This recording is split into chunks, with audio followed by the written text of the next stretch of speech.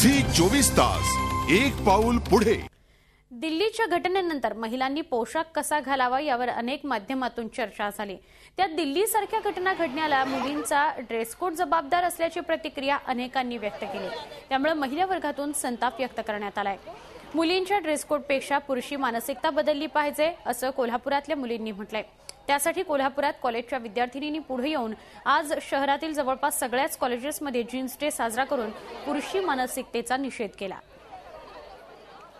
आज आम्ही कॉलेजमध्ये जीन्स डे साजरा केला, कारण का जीन्स घातल्याने एखाद्या मुलीचं कॅरेक्टर ठरत नाही। मिनी स्कर्ट जीन्स घातलं म्हणजे का ती मुलगी की बाद आहे असं नाही आहे आणि संस्कारी नाही आहे असं काही नाही आहे। तिने जीन्स घातलं, तिची इच्छा, तिला जे जगायचं ते जगू द्या, खुल्या जगात जगण्याचा तिला अधिकार आहे। आम्ही संस्कारी आहोत हे आम्ही आमच्या पोशाखावरून दाखवावं असं गरजेचं आहे आम्हाला वाटत नाही। आमच्या पोशाख बदलण्यापेक्षा तुम्ही तुमची वृत्ती बदला आणि तुम्ही उलट मुलींना सपोर्ट केला पाहिजे, त्यांच्यावर टीका करण्यापेक्षा।